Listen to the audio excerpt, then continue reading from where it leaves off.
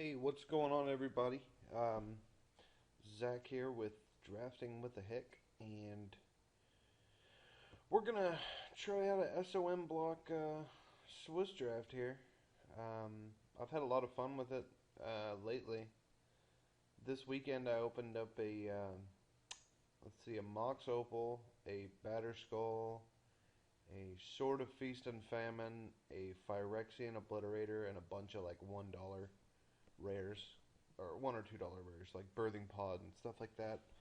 Um, I'm having a lot of fun with this set, and I guess before I get into that, let me apologize for being away for so long. I had real issues with my laptop here, which is kind of embarrassing. I'm a IT manager for a video game company, but it's kind of stuff that was out of my control. My laptop is a Dell XPS, and I have to basically let Dell do everything or I void the warranty, and they didn't do it right 3 times in a row. So for the last month, I was on a computer that would lag for like 8 seconds and do nothing and just hang. And you can imagine how good that would be for recording videos or anything like that. So it looks like it's all back to normal now. So I plan to start pumping out the videos, and hopefully we'll get some quality stuff going on here soon. Um, in other news, I'm from Dallas, Texas originally, and I am so excited about the Mavericks. The last time I was doing videos, they were in the middle of sweeping my hated Los Angeles Lakers rivals, and now we are up 3-2 in the finals. And tonight, which is Sunday, June the 12th, we have a chance to get our first championship. So I have my fingers crossed as tightly as they can be. Um, anyway, so this draft, I've kind of decided, although I like Eternal, I really like these standard sets because they're so fun and they're so deep. And the commons in these sets are better than some of the rares in the Saga block. And here we go. So let's see what happens.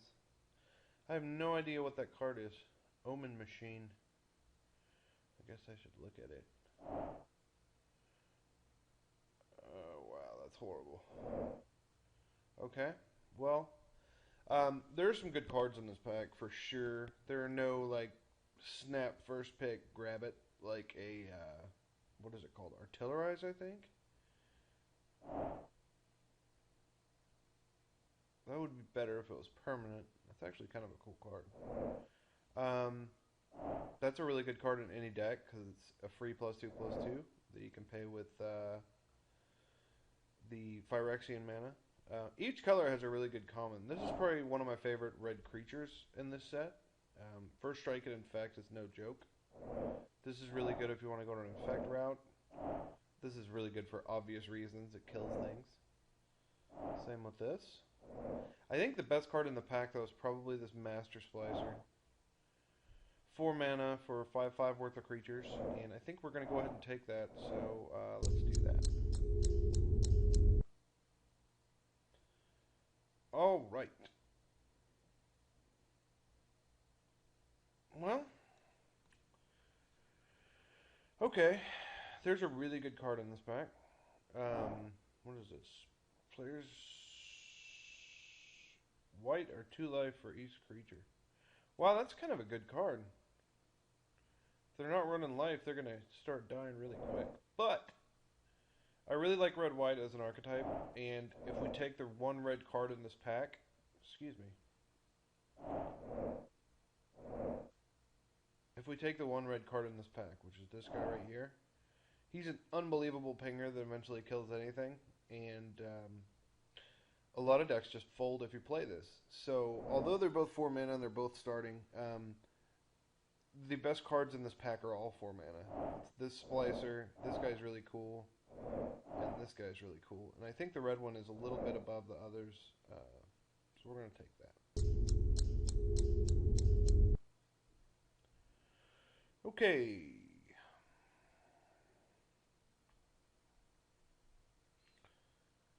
Well, I'm not super excited about our red and white options here. I really hope we're not drafting right beside somebody else who's also red-white.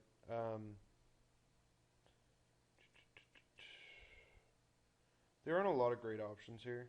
This guy, again, is really cool in an Infect shell. If we had taken the Infector last turn, this would be a really solid pick here, but we didn't. So this might be the best card in the pack. Just +2/+2, which is really good late game. 4 mana +2/+2 any creature. And it's a 3 mana Grey Ogre, so I think we'll take that and be semi-happy with it. Alright. Well, this is kind of an interesting pack. It has a bunch of playable cards, but nothing on a super high level. This is artifact removal. This is crappy. I would almost never play this. Even if you get it down turn 1 and it does 4 damage after a sacrifice, what did you really get out of it? This is probably the card I'm going to pick. Or another Sickle Slicer. This is kind of ironic. I've never seen a Sickle Slicer before this draft, and I get 2 back-to-back. Although it's not like some chase card, so I don't know why I'm saying that. I think we're going to take the Forced Worship here. And it's a good card. It's good against all the archetypes, even Infect, so we shall take that. Well, that's cool. So we have actually 3 cards that I would be totally happy with taking. This is a really good utility card. It kills artifact creatures, which are prevalent, and it pretty much dominates counter artifacts. This, like I said, is +2/+2 for free, but this guy's awesome. So I think this guy is probably the way to go.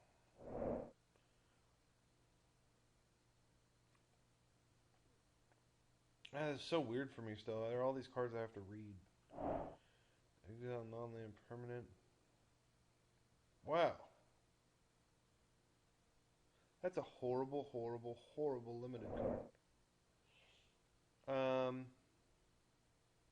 I think the best card in the pack is probably this, which is like a Diabolic Edict plus. But since we don't have that, I think... You know what? I think it's probably smart to take that, because we only have 1 red card, and I don't want 1 Ferromancer to determine which way we go. So we're going to start taking the best cards in the pack. Alright. Wow.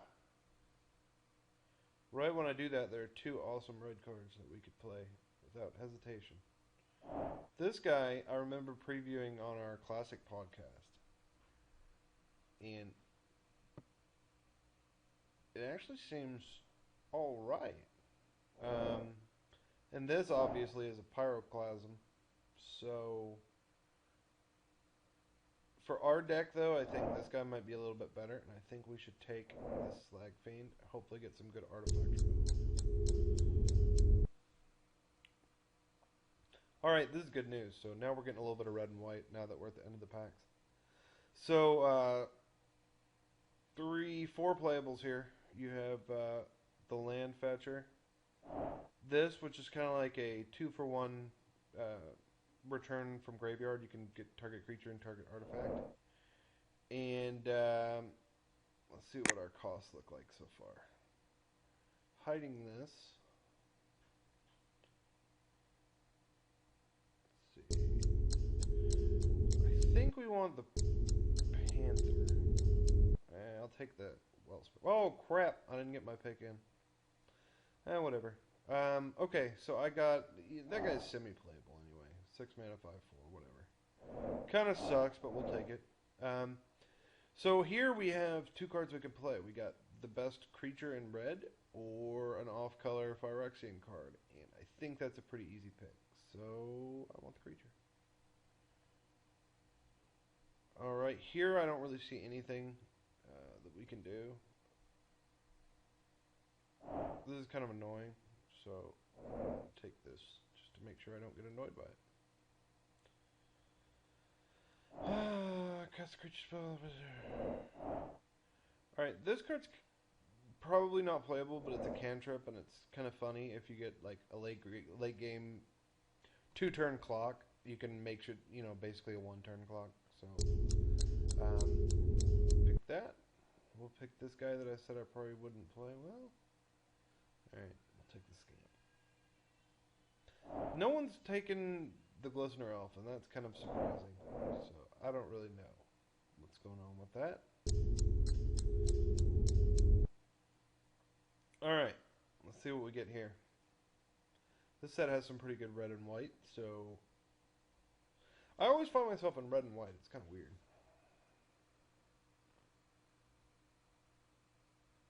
This is not what I was hoping for.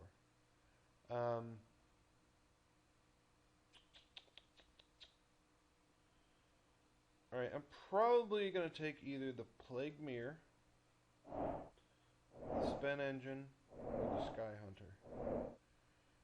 And at the moment, I'm probably thinking more along the lines of, well, let's see, looking at my deck here,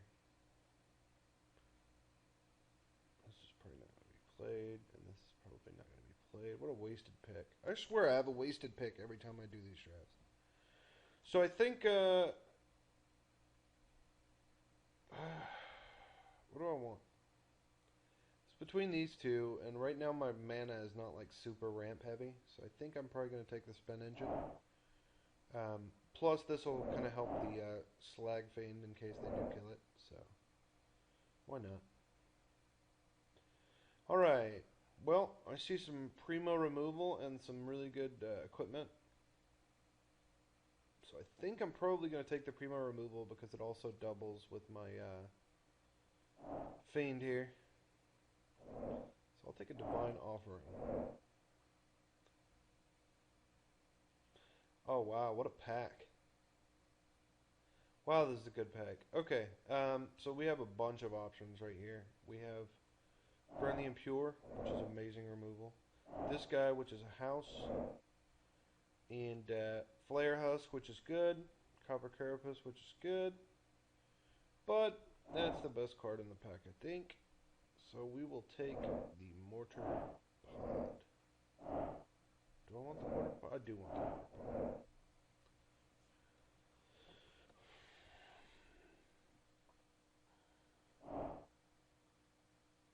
The great thing about Mortar Pod too, if you get enough Infectors, Mortar Pod has the creature do the damage, so it's no joke.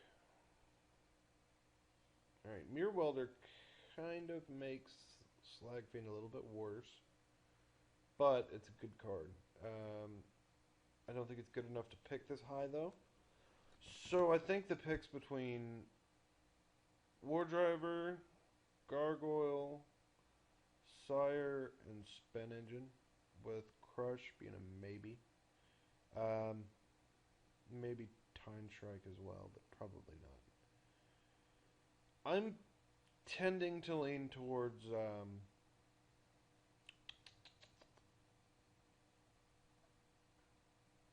many creatures do I have that I want to attack with? I'm never going to attack with him.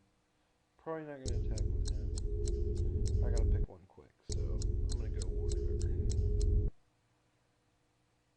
Alright, here is a good place for a living weapon, and I see one, which is Flare Husk. So let's go ahead and take Flare Husk. Why not? Alright.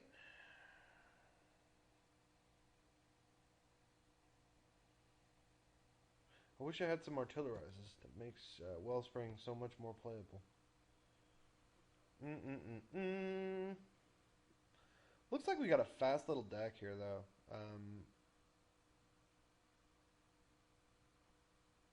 Problem is, if they play like an X4, we're kind of screwed. Wellspring's probably still the pick here. I think it's the best card in the pack. For us, there are some good cards for other people, like Rotwolf and Rager's good. Manus can be good, but Wellspring it is. Alright, now that's a good pick right here. He is a solid guy, and I always like when I have these guys in my deck. A 3-mana 1/4 Vigilance that puts counters on things. Sounds good to me. Okay, well, this is an interesting pick. We have either a really good, hard-to-kill dude, or this guy, or possibly this guy. And I don't think 12 mana for a 9/9 is a good deal, so I usually don't pick that.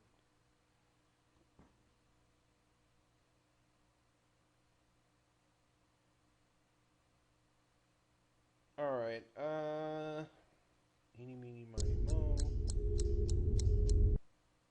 Alright, spin engine it is. Okay, well, here's where I don't mind taking Ogre Resistor. A vanilla 4/3 for 4. Seems good. I'm probably not going to play it, but why not?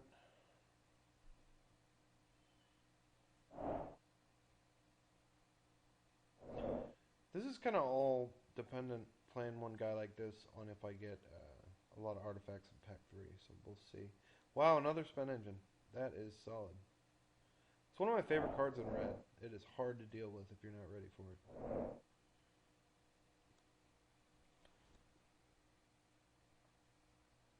Take that common because I'm greedy. I hate this card, so I'll take the land. Alright. Something good. Pack 3. Well, that's really good, just not for us. The Sphinx, that is. I think the easy pick is this Stag. He is awesome. He has Vigilance, and he's just all around good. The bad news is this pack has very little for us when it comes back around. Hopefully there are enough blue and green and infect players to maybe like save something like this for us. Or in a worst case scenario, something like this or the Arbalast. So I'm going to take the Stag here.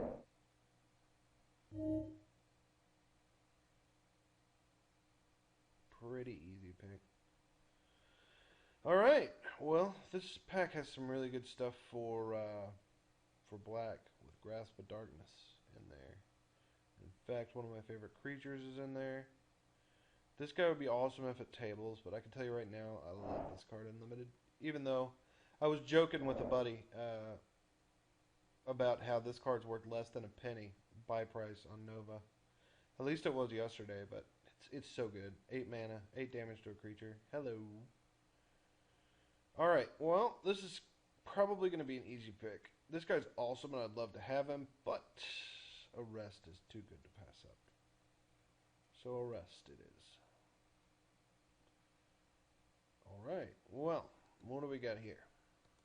So do we have any artifacts that we want to bring back? We have Ichor Wellspring we don't mind bringing back.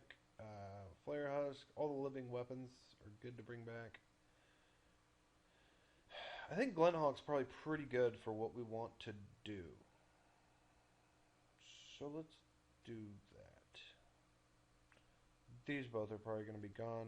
Nice to think they might be back, but probably won't be. Alright. Oof. This is another bad pack. Man, these packs are pretty horrendous. It's between the 2-4 that's probably not going to turn on. We have 6, 7, 8, 9, 10, 11. Alright, we'll take this guy. Probably not going to play him though. Just like this. And just like this. This is probably pretty similar to how our final deck's going to look. I can tell you that right now. Most of the stuff extremely playable, besides this one, which, bleh. But it's a cantrip, so I don't want to totally dismiss it. But yeah, there's some. All right, well that's not bad. So we have a 2/2 flyer or removal, which we don't have a lot of removal, which is kind of scary considering we're red. I think we should probably take the removal just on conscience alone. Alright, we have some living weapons and even a mortar pod, so this guy might be alright. We might even play him. Wow. It's kind of annoying that all our 7th and 8th picks are the heavy packs of good stuff. So we have 15 creatures. I see a life staff here. Another Shikari, another artifact. This would work well with our Slag Fiend too. So I think we should probably take the filter, which also gives artifact dudes. So let's do that. I always like having spell bombs in my deck, just on principle alone.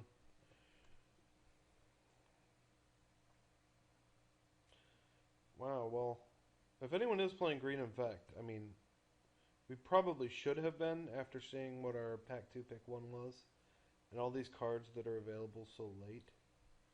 The only card I think we're going to be able to play out of here is maybe this, I guess. Probably not going to play it, but it's foil, so why not? Alright, so we hide that. If we had gotten the Arbalast, we would take this guy. We don't have blue, so never mind. Alright. This should be a pretty easy deck to build. So that's good. I don't want to play against this guy. He's too nasty.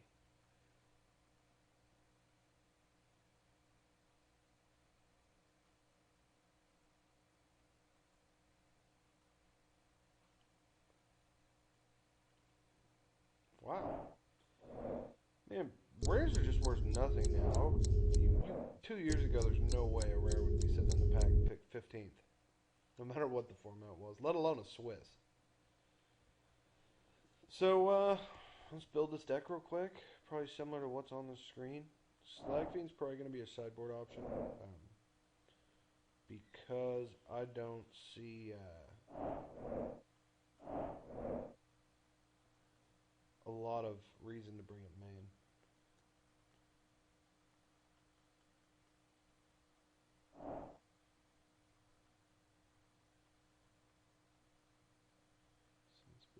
Shikari. Alright.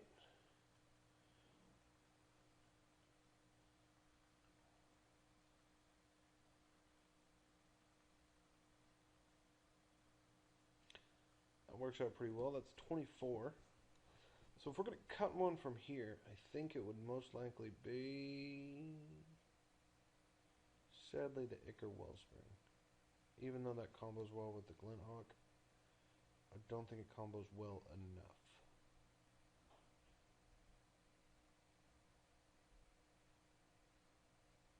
You know what? I think with a deck like this, I'm going to try running 16 lands.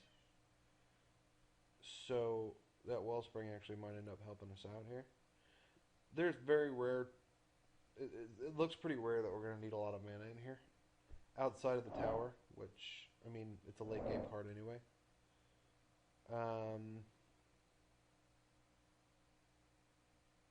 I guess if I was going to cut one, it would probably be that.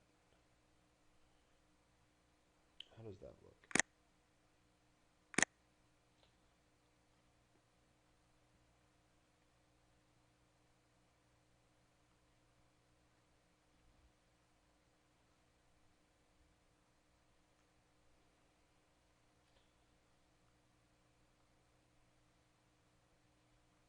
This is kind of deceiving because some of these living weapons are actually, well, that one not really, but some of these living weapons are actually creatures.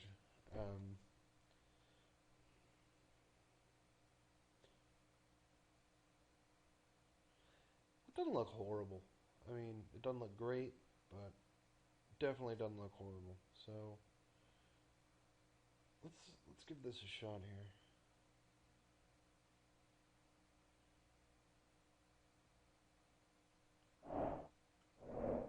Is there nothing else I'd rather have than that Dispense Justice?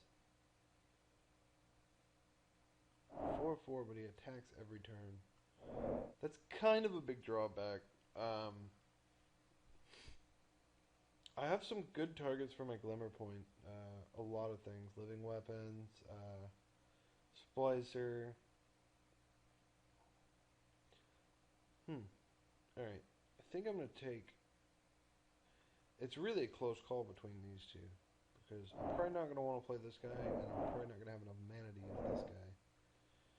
But, let's do it. That is a really small curve, and I don't recommend trying this at home. It's usually good to have some big stuff on the other side of it. I think that's a little bit absurd for the number of mana here, considering a lot of these use red. So we're going to go 9 and 8. The only double white is this one anyway. Alright, here we go. See you guys in round 1.